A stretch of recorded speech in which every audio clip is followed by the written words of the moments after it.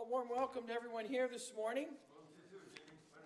If you're joining us for the first time, we're going through a series in the Gospels, Matthew, Mark, Luke, and John. We're following Jesus, and we're looking at his life through the eyes of the disciples. Speaking about eyes, I've had a bunch of experience with some close calls on my eyes. Some of you maybe have as well. Years ago when I was working in the factory, I remember some liquid aluminum splashing up under my face shield, under my safety glasses, and went right across my left eye. I was rushed to the hospital and told that I closed my eye just in the nick of time and just lost some eyelashes and a little tiny scar there. Fast forward to, I don't know, maybe 15 years later when I was trying to open a bottle of super glue and it sealed up at the top, and I was like, there's still super glue in there, and I was squeezing it. Of course, a pinhole shot out right into my eye. Of any direction it could have gone, right into my eye. I don't remember if it was the same eye, maybe. Anyways, I just remember calling for my wife. What do I do? Look it up quick. And note, if you ever get super glue in your eye, wash it out. It'll go away. The cloudiness disappeared after a few days. And the third scare was when I looked into the mirror maybe another 5 years later and saw spots on my eyes and wondered, oh no, what's going on? It was a Friday night. Of course, I Googled it to find out that this could be serious and I'll probably lose my eyesight after a number of years.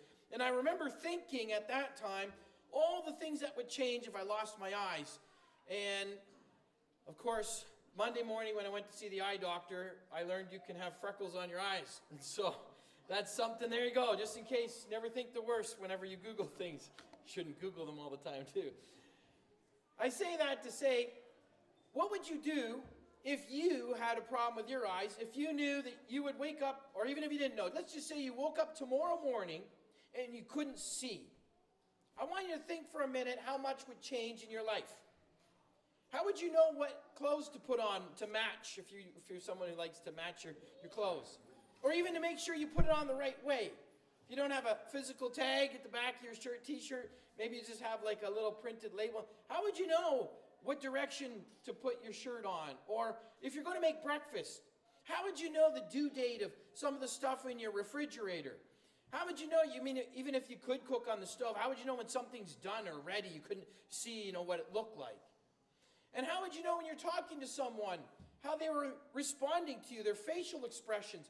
So much of our communication is verbal, and you can see by people's expressions on their face what they're thinking.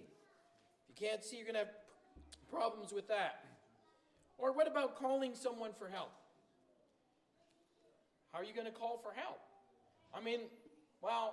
Even if you have audio in this day and age, maybe you could speak to your phone and it would call someone for you. But many years in the past, you didn't have these technologies to help. Imagine you live in a different culture now where you don't have technologies. Even our money, we have Braille on our money. We're in a culture and a society that likes to look out for one another. If you lived in a society, maybe a different part of the world, maybe even in a different time back in Jesus' day, under the Romans, who don't have a social structure to look out for you. You just have your friends and family and your neighbors, and you hope they'll help you. But what if they didn't? What if your parents weren't alive, you have no kids, and you're just by yourself and no one wants to take the time, or maybe people can't. If you're under the Romans and you're in a culture of slavery, who knows what it would look like. But what would you do if you're by yourself and you had to get by without eyesight? Maybe you'd find someone else in a similar situation and you'd help each other along. I don't know. It's hard to think about that, isn't it? There's a story, though, in the Bible, Jesus actually encountered over half a dozen times, if you include those who are temporary blindness, but Jesus had run-ins with the blind at least 6 times in Scripture. So here we have the list of the different occasions Jesus met some blind individuals. What's really interesting is near the beginning of his ministry, he meets these 2 blind men near the beginning of his ministry, and then we have another one in Bethsaida, and that's the one that could see people walking around like walking trees, he said. Then you have the man in John 9 where Jesus restores his sight. He's so excited to join back into the culture, and the religious leaders of the day basically kick him back out because he's talking about Jesus and his faith in Jesus. And then at the end, what's interesting, you have 2 at the beginning and another 2 at the end. And this is where we are in our series. We're nearing the end of Jesus' time on earth. And he's on his way to Jerusalem for the final time. He's passing through Jericho. And he meets these, well, similar to the 2 blind men he met near the beginning of his ministry, there's 2 blind men that are recorded near the end. Now, what's interesting is that this is told in 3 of the 4 Gospels. This is told in Matthew's account, Mark's account, and Luke's account. So this is important. But both Luke and Mark don't mention 2. Only Matthew mentions 2. Mark and Luke instead focus in on 1. And this is the story of this man named Bartimaeus. Bar, son of Timaeus, his father. They say it was a Greek name. And Bartimaeus, here's the story as Matthew recounts it. They were leaving Jericho and a large crowd followed him. And there were 2 blind men sitting by the road. So Matthew tells us they were on their way out of Jericho. Luke tells us as he approached Jericho, a blind man was sitting by the road. Now Luke focuses in on 1. And I really like what Mark does. We'll look at Mark in a minute. But I want you to notice how Luke ends. He says, he began to follow him, glorifying God, and all the people, when they saw it, gave praise to God. Okay, so Jesus healed them, and we know for one of them, Bartimaeus, follows him. And I really like Mark's account, so we're going to follow through in Mark's account. Mark tells us, he gives a bit of both. They came to Jericho, so they were coming there on their way to Jerusalem, but this happened on their way out of Jericho. So Mark kind of puts Matthew and Luke's account and gives a bigger summary. And he says, a large crowd was with them. Bartimaeus, son of Timaeus, a blind beggar, was sitting by the road. He was blind, and he had no one. He had his friend. And they were sitting by the roadside asking for help. And so there they are, they're asking for help, and Jesus is in town. And when he heard it was Jesus of Nazareth, he asked people, what's going on? You can see that in the other account. Hearing a crowd passing by, he inquired what was happening. So he's asked, hey, tell me what's going on, what's going on? And someone tells him, it's Jesus of Nazareth. And when he heard it was Jesus, he began to cry out. I mean, this is so loud, this is obnoxious. Jesus, son of David, have mercy on me. And the other guy's crying out too, have mercy on me, have mercy on us. And they're yelling this so loud that many warned him to keep quiet. But he cried out all the more, have mercy on me, son of David. Jesus was his only hope. He had probably heard of Jesus. We're not exactly sure. Maybe he had heard that Jesus healed the blind before. He had never seen Jesus. He had never witnessed a miracle in his life with his own eyes. There's people that say, I won't believe in God unless I see with my own eyes. Here is someone who the record stands by word of mouth, by people who were talking to him, and he's going to witness it for himself for the first time. Have mercy on me, son of David. Jesus stopped and said, call him. So they called the blind man and said, have courage, get up, he's calling you. So he threw off his coat, jumped up, and came to Jesus. Then Jesus answered him, what do you want me to do for you? Rabboni, the blind man said to him, I want to see. Jesus said to him, go, your faith has saved you. Immediately he could see, and he began to follow Jesus on the road. When you read this account, there's a couple of things to take note of, and there's a lot of things we can learn from this account. Number one, I want you to notice, as soon as he heard that it was Jesus, he was crying out at the top of his lungs. I also want you to notice when Jesus calls him, he's so excited, he throws off his coat. It's probably the only thing he owns. Throws it off, and he goes to Jesus as fast as he can. And Jesus said, what do you want me to do for you? And he says, I want to see. I don't know about you. This guy, if Jesus were there and you knew Jesus was the Messiah, and if you knew Jesus had enough power to give you your sight, and if Jesus says, what do you want? What would you like from me? I might think, I was going to ask for my sight, but if you're asking, you know what? I wouldn't mind some sight. Actually, since I had like so many years of blindness and a tough life, maybe some compensation. Could you make me like, give me some money, extra good looking, some strength, you're going to ask for extra stuff. Make me Superman, right? Like, I mean, you might think like that. Like, Lord, you can do it. Do you think I can do it? You can do it. And yes, he can do it. But the blind man didn't ask for that. He said, Lord, I want my sight. And Jesus restored his sight. And then what happens? I want you to notice Matthew's account. He began to follow him, glorifying God. And all the people praised God. He goes on glorifying God. He's so excited. Why? Because he got his sight. We might look at that and say, he didn't really get anything special. I mean, all of us, we'd say he got his sight back. He got what most other people have.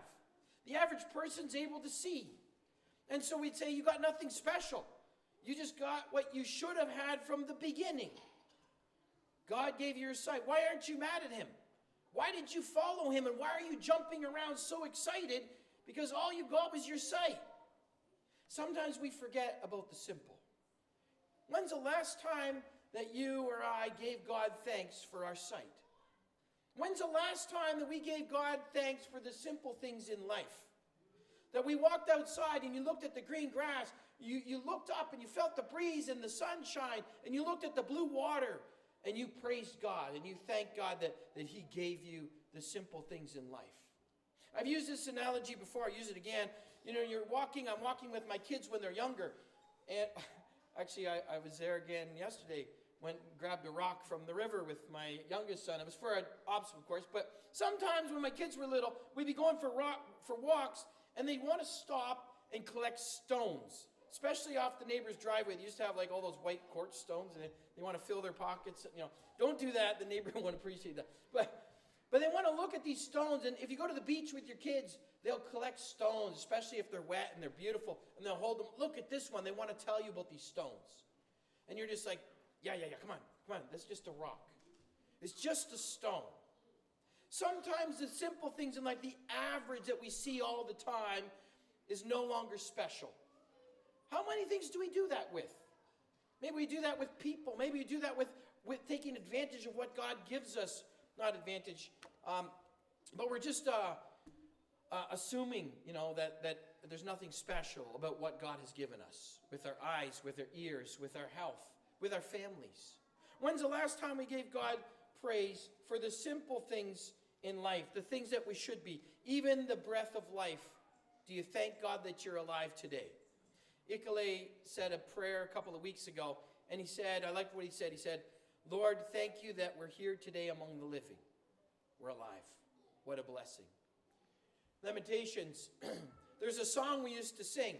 The steadfast love of the Lord never ceases. His mercies never come to an end. They are new every morning. Great is your faithfulness. The Lord is my portion, therefore I will put my hope in him. Every morning is a gift. And if we didn't wake up this morning and say, God, thank you for this gift. Thank you not just for my sight, but for this day that I have, then we're missing out. Blind Bartimaeus teaches us to be grateful for the simple things. Another thing that Bartimaeus did is he heard the call of Jesus. He highlights the point that of all the, Jesus only had 3 years of ministry on earth. 3 years of ministry, it's not a long time. And of all the people that wanted to see Jesus, of all the people that wanted to have a discussion and just meet Jesus, Jesus stopped and took time for this man. How do you have time for him? He may not have been important to society. Sometimes society overlooks those outcasts. We talk about missing the simple things in life. Often what we'll do is we look at someone in a situation like Bartimaeus, who's blind or maybe has some unfortunate, and we might look at someone like that and think, oh, if I could help, I would. But often we think about ourselves and we look up. And we often look at ourselves as a Bartimaeus, because we're always looking at others who have more. And we're saying, God, this isn't fair. How come I don't have what they have? How come I don't get what they get? if we spent more time with people like Bartimaeus, if we did what Jesus did, and we stopped and we spent time with those people in a less fortunate situation than us, we might look at ourselves differently. We might be giving God thanks more for the blessings that he has given us, the simple things. Instead of comparing yourselves to people in a better situation and complaining, maybe we should look at those in a less fortunate situation, and that will give us gratitude. Less covetousness, less jealousy, more compassion, and more gratitude. And so consider who we're taking time for. Jesus took time for those people in difficult situations. He associated with people that would have ruined his reputation. He was willing to associate with those individuals. The people he got to work with him were less likely. It wasn't the Pharisees, but it was the average person, the fisherman that Jesus called to work with him. He hears us. We don't always know why God works the way he does, but we do know that God hears us when we call to him. Revelation chapter 6. Here's a picture of these martyrs who are crying out to God. God, why is it taking so long? When will your justice happen? And God asks them to wait just a little longer. Sometimes God asks us to wait, but God does hear us. I want you to notice, the righteous cry out and the Lord hears and rescues them from their troubles. The Lord is near the brokenhearted. He saves those crushed in spirit. You think God doesn't answer you, and you think, God, why are these bad things happening? But you ever consider that maybe there's a reason why God's waiting? You know, there's another blind man that in John 9, the blind man that Jesus goes and he puts mud on his eyes. And in John chapter 9, I don't have this for up here, but you can look it up yourselves. In John 9, verses 1 through 5. See, back then, if something was wrong with you physically, people thought that maybe God was out to get you. Maybe you sinned or your parents sinned, and that's why this happened. And so they say to Jesus, Rabbi, when they see this blind man, who sinned, this man or his parents? Why did this happen? And Jesus answered them. Jesus said, neither this man nor his parents. This isn't about sin. Jesus said, this came about so that God's works might be displayed in him. In other words, this isn't about sin. This is about a greater picture. This is about something that God's about to show the world. And this man was able to glorify God because of his faith. He had his sight restored, and he was able to glorify God in how this happened. And everyone from then on has heard about the story of the blind man in John 9. So sometimes God waits because God knows what's best, and there's a bigger picture out there. I think of the Israelites who were slaves in Egypt, and they were crying out to God, and God heard their cry, and he says to Moses, I've heard their cry, and I'm sending you. And so Moses goes to Pharaoh, you remember that? And Pharaoh's angry, sends Moses away, and what does he do? He doubles the workload of the Israelites. He says, same workload, but now I'm not getting straw for you. You're going to have to find your own. And you have to make the same quota. You have to come up with the same amount. He made it worse. And this happened for some time. The people were so upset. They said to Moses, why did you do this? Why would God do that? Why would God allow his people to be in slavery for 400 years or 450 years and then allow their workload to be even tougher? You see, God was doing something. God knows there's more than just his people in this world. The Bible is about people everywhere at all time. And God knows what's the best timing. God knows why to allow certain things to happen. Bartimaeus,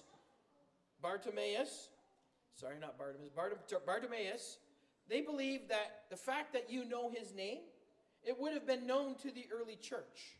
He probably became a disciple as he walked and followed Jesus. He probably became one of those disciples that would have followed Jesus and gone on to work in the church, in the early church in those days. Mark assumes that we know who he's talking about when he says Bartimaeus. And I want you to notice 2 Chronicles 7. This is when the temple was built by Solomon. And Solomon's dedicating the temple to God. And God descends on that temple, and that night God speaks to Solomon. And God says, and my people who bear my name, when they humble themselves and they pray and seek my face and turn from their evil ways, then I will hear them from heaven, forgive their sins, and heal their land. My eyes will be open and my ears attentive to prayer from this place. I will make myself known at this temple. If that's what God was willing to do with his people at the physical temple, do you not think now that Jesus had died, now that Jesus had made us his church and we are God's spiritual temple, do you not think that God is going to hear our prayers? How much more will God hear the prayers of those who are his spiritual temple? And so God hears us. He knows our challenges. And he wants us to have faith no matter what our situation in life looks like. So Bartimaeus, even though he had a rough life, he was thankful for what Jesus gave him. And when Jesus called him, he rushed to follow Jesus. After receiving sight, he followed Jesus. And finally, Bartimaeus, even though he was blind, Bartimaeus saw things that no one else did. The Apostle Paul writes in Ephesians chapter 1, he prays. He prays that the eyes of our hearts may be enlightened so that we can know the hope of the calling that we have. So we can know the wealth of the glorious inheritance that's to come. And that we can know the greatness of his power toward us who believe. Paul wants us to have open eyes, the eyes of our heart. He wants them to be open for God. Paul had his eyes opened. You see, Paul was once blind like the Pharisees.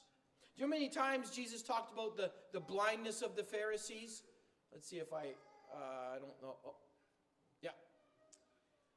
They're blind guides, blind fools, blind men, blind Pharisees. Over and over, Jesus talks about their blindness. They were blind because the Messiah was there. He was trying to show them who he was, and yet they could have believed, but they chose not to. And so Paul writes as one who was blind. He was a Pharisee, not just spiritually blind, but God blinded him physically for 3 days. For 3 days, he was praying. And he says in Acts chapter 26, when he's retelling the story, he saw Jesus on the road. He was blind. He said, who are you, Lord? I am Jesus. And Jesus called him. He said, I am sending you to them to open their eyes so they may turn from darkness to light, from the power of Satan to the power of God. You see, we need to have spiritual eyes that are open, because Satan is the one who is the deceiver, the accuser, the distractor, the diverter. He's the one that wants you not to see God. He's the one that wants you to see the things of this world. He wants you to look at your situation and be mad at God and walk away from God. He wants you to compare yourselves with those people who are higher, so you'll always feel worse and be angry with God and not be thankful for the things God gives us, but want more. Satan's the one that clouds and darkens our minds. Paul writes to the Corinthians, the God of this age has blinded the minds of unbelievers to keep them from seeing the light of the gospel and the glory of Christ. And so, what are we doing to have open eyes? Well, just as Jesus passed through Jericho, Jesus is here today. And just as Jesus called Bartimaeus and he called him over to heal him, Jesus is calling us today and asking us, as he wants to heal and have us understand his forgiveness. Careful what we focus on. Too much of this world, and we won't want to let go. Too much of the better, and we'll forget about the worse, those who are less fortunate. And too much of ourselves, and we might miss when Jesus calls us by name. There's a story I'll end with. The story is a story of the man who found himself in a basement. He was going to help someone. He went downstairs, and just as he got into the basement, he walked in about 10 feet, and all of a sudden the circuits blew, and there was a power outage. And he tried to find his way back to the door. The door closed after he got out, and he couldn't find his way out, but he remembered that he had a flashlight in his pocket. He pulled out the flashlight on his phone, he turned it on, he looked around, and he noticed, even though he wasn't scared, he noticed all the dangers in the room, because he noticed it as the light illuminated the room, and he saw broken glass around. He noticed all the cobwebs and the sharp tools that were left out, things that he might not have noticed if he was stumbling around in the dark, and so he was thankful to have his light. And his light led him to the way out. See, the darkness isn't the danger. The darkness hides the danger. And so we need to remember that the God of this age wants to blind our eyes so that we don't think there's any danger, but Jesus, the light of this world, comes to rescue us from the spiritual realities that all of us are lost in sin. All of us have an eternity away from God if we don't accept the light and follow Jesus into eternity. May we have an attitude like Bartimaeus. May we hear his call. May we throw things off that are distracting us and follow him. And then may we glorify God being a disciple and continue to show others being lights ourselves in this dark world. Let's stand as we sing our final hymn.